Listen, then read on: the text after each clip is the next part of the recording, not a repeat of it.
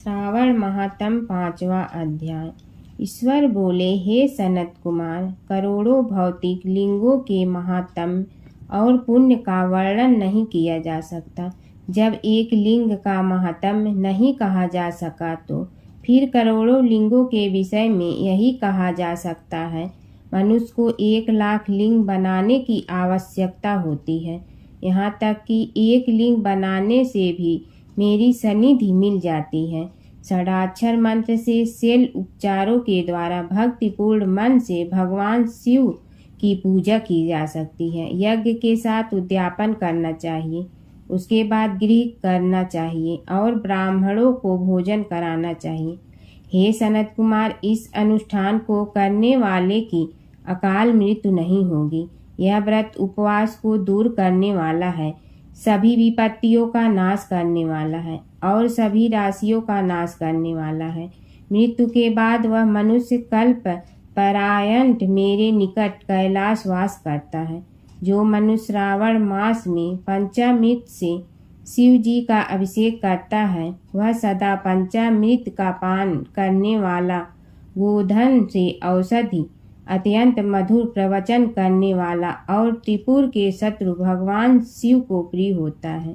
जो इस मास में अन्नदान व्रत करने वाला तथा हविष यात्र ग्रहण करने वाला होता है, वह व्रीहि आदि सभी प्रकार के धान्यों का अक्षय निधि स्वरूप हो जाता है।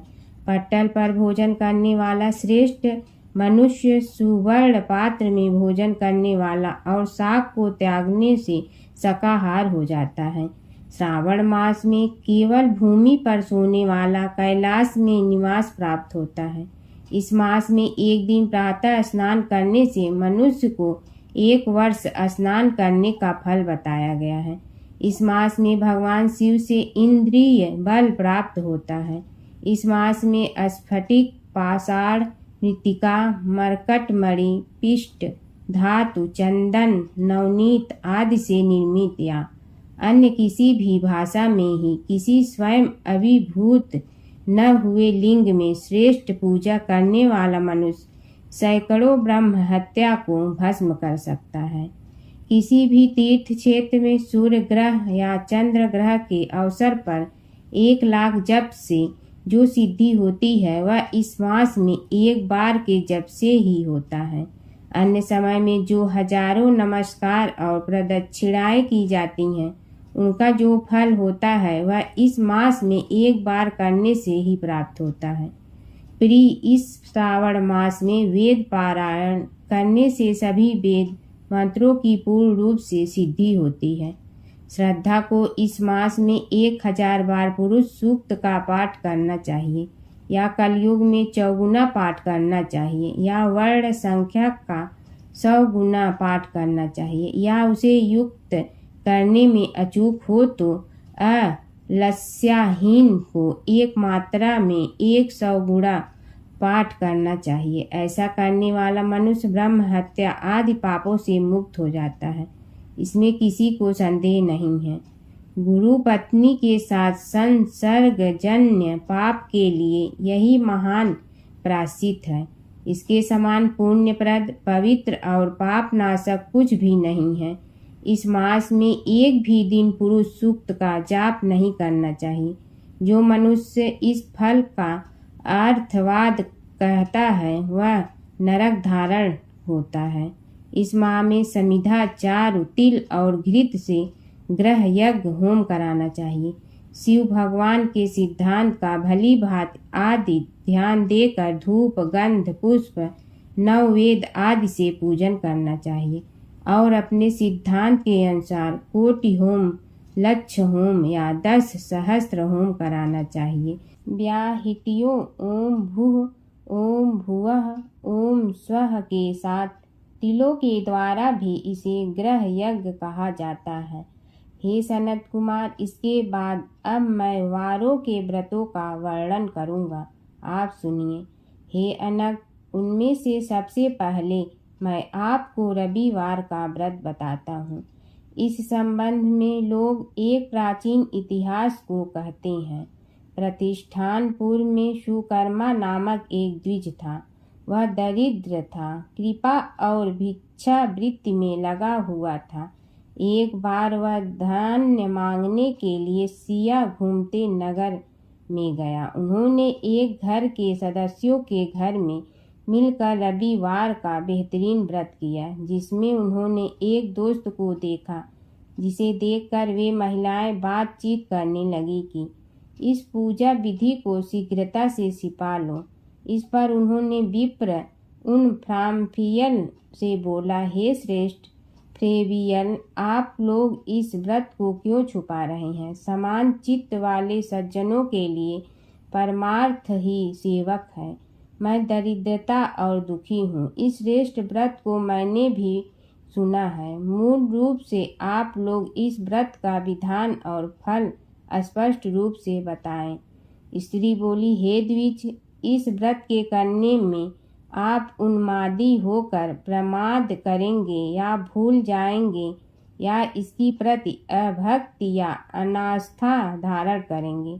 असल में आपको यह व्रत कैसे बताएं? उनकी यह हैरान कर देने वाली बात थी कि जो एक पौरुष स्त्री थी, उसने ब्राह्मण व्रत की विधि बताई। हे ब्राह्मण, श्रावण मास में शुक्ल पक्ष के प्रथम रविवार को मौन रखकर शीतल जल से स्नान करें। उसके बाद अपना नित्य कर्म करके पान के एक शुभ दल पर रक्त चंदन से सूर्य के समान पूर्ण ज्वालामुखी 12 ज्वालामुखी वाला सुंदर मंडल, उस मंडल में रक्त चंदन से युक्त सूर्य का पूजन करें। उसके बाद मिथ्या के बल भूमि पर 12 मंडलों पर अलग अलग रक्त चंदन और जपा कुसुम से मिश्रित अर्घ श्रद्धा भक्ति अभाव सूर्य को मंजूरी प्रदान करें और लाल अक्षत जपा कुसुम और अन्य उपचारों से पूजा करें। बाद में मिश्री से युक्त नारिकेल के बीज का नैवेद्य निश्चिंत होकर आदित्य मंत्रों से सूर्य की स्तुति करें और श्रेष्ठ 12 मंत्रों से 12 नमस्कार और प्रदक्षिणाएं करें। उसके बाद 6 तंतुओं से निर्मित सूत्र में 6 पाठ दिवेश सूर्य को अर्पण करके उन्हें अपने गले में बांधें और पुनः 12 फल से युक्त वायन ब्राह्मण को प्रदान करें। इस व्रत की विधि किसी के सामने नहीं सुननी चाहिए। हे विप्र, इस व्रत की विधि से धन प्राप्त करने वाला व्यक्ति धन प्राप्त करने वाला, पुत्रहीन पुत्र प्राप्त करने वाला कर्ता होता है। कोढ़ी बंधन से मुक्त हो जाता है। बंधन में डाले गए व्यक्ति बंधन से मुक्त हो जाता है। रोगी व्यक्ति रोग से मुक्त हो जाता है। हे विपेंद्र, अधिक अवलोकन से क्या प्रस्ताव? साधक जिसने अभी चाहा है कि वह इस व्रत के प्रभाव से उसे मिल जाए। इस प्रकार श्रावण के 4 रविवार और कभी कभी 5 रविवार को यह व्रत करना चाहिए। इसके बाद व्रत की संपूर्णता का उद्यापन करना चाहिए। विपेंद्र, आप भी इसी तरह से करें, इससे आपकी सभी मनोकामनाएं पूरी होगी। उसके बाद उन व्रताओं को नमस्कार करके वह ब्राह्मण अपने घर गया। जैसा सुना था उसी विधि से उस पूरे व्रत को किया और अपनी दोनों पुत्रियों को भी वह विधि बताई। उस व्रत के सुनने की मात्र से शिव जी के दर्शन और पूजन के प्रभाव से वे कन्याएं देवांगनाओं के सदृश हो गए। उसी समय ब्राह्मण के घर में लक्ष्मी जी का आगमन हुआ और वे अनेक उपाय तथा निमित्तों से धनवान हो गए। किसी दिन उस नगर के राजा ने ब्राह्मण के घर से निकलने वाले रास्ते से निकलने में लगने वाला समय की विंडो में दोनों सुंदर और अद्भुत कन्याओं को देखा। त्रिलोकों में कमल, चंद्रमा आदि जो भी सुंदर देवता हैं, वे दोनों कन्याएं अपने शरीर के दीक्षा से तिरस्कृत कर रही हैं। उन्हें देखकर राजा मोहित हो गए और क्षण भर के लिए स्मारक चिन्ह हो गए। ब्राह्मणों ने शीघ्र ही दोनों कन्याओं को ले लिया। उन्होंने दोनों कन्याओं को राजा के सामने पेश कर दिया। उस राजा को पति के रूप में प्राप्त करके वे कन्याएं भी प्रसन्न हो गईं। वे स्वयं इस व्रत को करने लगी और पुत्र आदि से नौकर हो गई। हे मुनि, महान ऐश्वर्य देने वाले इस व्रत को मैंने तुमसे कहा था। हे विधि, जिस व्रत के श्रवण से मनुष्य सभी मनोरथों को प्राप्त होता है, उसके व्रत के फल का वर्णन कैसे किया जाए। छठा अध्याय। सनत कुमार बोले, हे भगवान, रविवार का हर्षकारक महात्म्य सुनिए। अब आप श्रावण मास में सोमवार का महात्म्य मुझे बताएं। ईश्वर बोले, हे सनत कुमार, सूर्य मेरा दर्शन है, उनकी महात्म्य बहुत श्रेष्ठ है। तो फिर उमा सहित सोम मेरे नाम वाले उस सोमवार का कहना ही क्या। उनका जो महात्म्य मेरे लिए वर्णन योग्य है, मैं आपसे निवेदन करता हूँ। सोम चंद्रमा का नाम है और ब्राह्मणों का राजा है। यज्ञों का साधन भी सोम है। उस सोम के नाम के बारे में आप सावधान हो जाएं, क्योंकि यह युद्ध मेरा ही स्वरूप है। मूलतः इसे सोम कहा गया है, अन्यथा यह समग्र राज्य का प्रदाता और श्रेष्ठ है। व्रत करने वाले को ये है पूरे राज्य का फल। हे विप्र, इसकी विधि सुनिए, मैं आपको विस्तार से बता रहा हूँ। 12 महीनों में सोमवार अत्यंत श्रेष्ठ है। उन मासों में यदि सोमवार व्रत करना अचूक हो तो श्रावण मास में इसे अवश्य करना चाहिए। इस मास में इस व्रत को करने से मनुष्य को वर्ष भर व्रत का फल प्राप्त होता है। श्रावण शुक्ल पक्ष के प्रथम सोमवार को यह संकल्प करें कि मैं इस व्रत को मनाऊंगा, मैं इस व्रत को करूंगी, शिव जी पर मुझे प्रसन्नता करूंगी। इस प्रकार प्रत्येक सोमवार के दिन, और यदि 5 हो जाए तो भी प्रातः काल यह संकल्प करें और रात में शिव जी का पूजन करें। शेल उपचारों से सायंकाल में भी शिव जी की पूजा करें और एकाग्रचित दर्शन के साथ इस दिव्य कथा का श्रवण करें। हे सनत कुमार, इस सोमवार की कहानी जानने वाली विधि को अब मेरी सुनिए।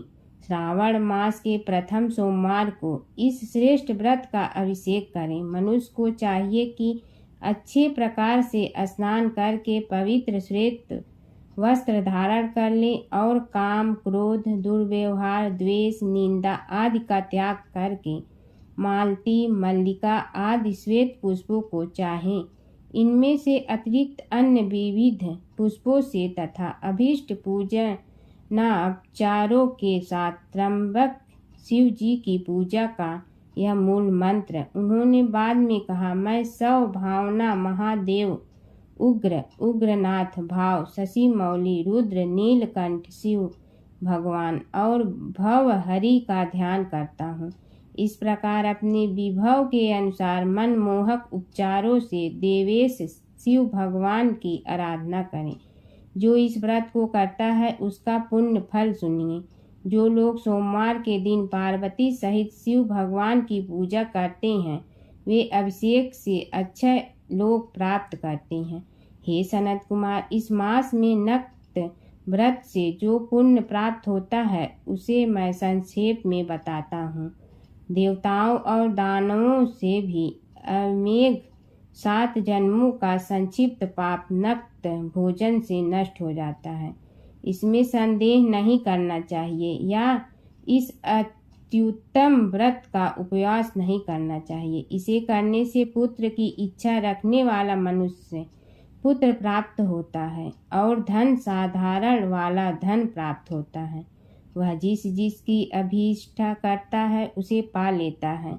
इस लोक में सिद्धा यरी सुखोपभोगों को भोग कर अंत में श्रेष्ठ विमान पर आरूढ़ लोक में वह रुद्र लोक में प्रतिष्ठा प्राप्त करता है। चित्त चंचल है, धन चंचल है और जीवन भी चंचल है। ऐसा समझकर व्रत का उद्यापन करने का प्रयास करना चाहिए। चांदी के नक्षत्र सुवर्ण ने शिव भगवान और पार्वती जी की प्रतिमा का निर्माण किया। उनके सिद्धांत के अनुसार इसमें धन की कृपा नहीं होनी चाहिए। उसके बाद एक दिव्य और शुभ लिंग तो भद्र मंडल बनाया गया और इसमें 2 श्वेत वस्त्रों से युक्त एक घाट स्थापित किया गया। घाट के ऊपर बांस या बांस से बने बर्तन और उसके ऊपर उमा सहित शिव भगवान की स्थापना करें। उसके बाद श्रुति, स्मृति और पुराणों में कहे गए मंत्रों से शिव भगवान की पूजा करें। पुष्पों का भंडार और उसके ऊपर सुंदर चंदोवा फ्लोर रात में सुरों और बाजों की मधुर ध्वनि के साथ शामिल करें। उसके बाद बुद्धिमान मनुष्य अपने गृह सूत्र में नष्ट विच्छेद के अग्नि स्थापन करें और फिर 100 आदि श्रेष्ठ फूलों से पलाश की समिधाओं से 108 आहुति प्रदान करें। यव, व्रीहि, तिल आदि की आहुति अपयास्व इस मंत्र से जाने और बेल पत्रों की आहुति त्र्यंबक या षडाक्षर मंत्र ओम नमः शिवाय से प्रदान करें। उसके बाद स्वीकृत होम द्वारा पूर्णाहुति आचार का पूजन करें और बाद में उन्हें गौ प्रदान करें। उसके बाद 15वें श्रेष्ठ ब्राह्मणों को भोजन और शेष और उनके वंश पात्र सहित 15 घाट प्रदान करें। इसके बाद पूजित देवता और देवताओं की सामग्री के लिए दें और प्रार्थना करें, मेरा व्रत नाश्ता हो और शिव जी मुझ पर प्रसन्न हो। उसके बाद बंधुओं के साथ कठोर भोजन करें। इसी विधान से जो मनुष्य इस व्रत को करता है वह जिस अभिलाषित वस्तु की कामना करता है उसे प्राप्त होता है और अंत में शिव लोक को प्राप्त होता है। उस लोक में पूजा होती है। हे सनत कुमार, सबसे पहले श्री कृष्ण ने यह मंगलकारी सोमवार व्रत किया था। श्रेष्ठ आस्तिक और धर्मपरायण राजाओं ने भी यह व्रत किया था। जो भी इस व्रत का नित्य श्रवण करता है उसे भी इस व्रत का फल प्राप्त होता है।